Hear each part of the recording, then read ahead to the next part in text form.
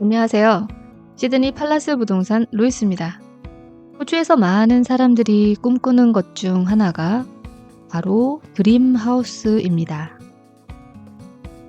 넓은 잔디밭이 펼쳐진 아름다운 2층집 마당에서 주말 오후에 아이들과 함께 바베큐를 즐기는 그런 풍경은 많은 이민자들의 꿈일 겁니다. 오랜 그 꿈을 이루기 위한 순간이 온다면 어떻게 하면 될까요? 먼저 땅을 사야겠죠. 많은 사람들이 땅만 있으면 벽돌 쌓고 지붕 올리고 페인트 칠하면 되지? 라고 생각할 수도 있습니다. 한국에선 혼자 유튜브 보고 집 짓기에 성공하신 많은 금손들도 계시죠. 하지만 반전이 있습니다. 여기 호주 시드니에서는 그렇게 간단하게 혼자 마음대로 집을 지을 수가 없습니다. 바로 카운슬이라는 무엇 하나 내 맘대로 할 수 없게 만드는 곳이 있기 때문인데요. 호주 카운슬은 깐깐하기로 유명합니다. 호주에서는 내 집 앞 나무 하나 함부로 자를 수가 없습니다. 예를 들어 옆집 나무가 자라서 우리 집을 침범하고 계속 뭐라 하다가 참다 직접 자르셨다면 엄청난 벌금이 부과될 수도 있습니다. 제가 아는 분은 오너빌더 라이센스를 취득하고 꿈에 그리던 나만의 집을 짓겠다고 도전하셨는데 그 과정에서 10년은 늙은 것 같다고 말씀하십니다. 그분의 후기를 들으면 마치 군대 다녀온 사람처럼 힘들었다는 이야기를 몇 년째 반복하시는데요. 가장 큰 스트레스는 무엇이었을까요? 바로 내 맘대로 되는 게 1도 없다입니다. 특히 집 짓기는 시간과의 싸움인데 내 맘 같아서는 3달이면 될 일처럼 보이는데 어쩔 때는 1년 동안 시작도 못할 때도 있습니다.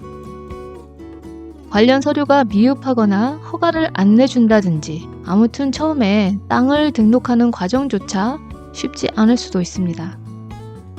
또 집 짓기가 시작됐다고 하더라도 좀 할만하면 다들 급한 건 없는 것 같고 세워라 내워라 하면서 인건비는 좀 비싸야 말이죠.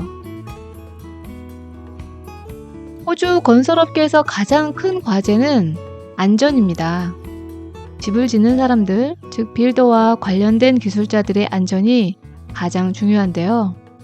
일하는 사람들이 현장에서 사고가 났는데 이게 회사의 부주의로 벌어졌다면 이 회사는 문을 닫아야 할 수도 있거든요.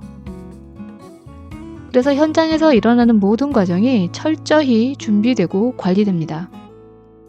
특히 한국에서 빨리빨리 문화에 익숙한 사람들에게는 3시에 하던 일도 멈추고 집에 가는 문화가 처음엔 적응이 안 되실 수도 있지만 내 가족이 이런 현장에서 일하고 있다고 생각하시면 오히려 마음이 편해지실 겁니다.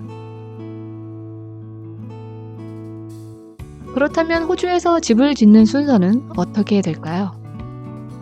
우선 땅을 구입한 후에 설계가 시작됩니다. 그 뒤로는 기초 작업부터 시작해서 벽체, 지붕, 창문과 문, 내부 마감 작업, 전교와 배관 등 하나씩 처리하게 되죠. 이 과정에서 다양한 기술자들이 필요하겠죠. 예를 들면 건축 설계자, 기초 공사 전문가, 전기 기술자, 배관 기술자, 타일 및 페인트 작업을 하는 기술자 등등이요. 많은 한국 교민분들께서 타일이나 페인트 업계에서 전문가로 활동하고 계시죠. 저는 집 짓는 게 대작 영화를 만드는 것과 비슷하다고 생각하는데 정말 좋은 영화일수록 잘하는 전문가들 팀워크가 정말 중요하거든요. 남들이 신경 쓰지 않는 키친 구석의 이음새라던가 아무도 관심 없는 부분의 마감을 예술적으로 한 집을 만나면 굳이 어떤 사람들인지 확인하지 않아도 이 사람들 정말 잘하는 사람들이구나 하고 알게 되죠. 그런 누가 봐도 잘 지은 집에서 가장 중요한 사람은 바로 빌더일 겁니다.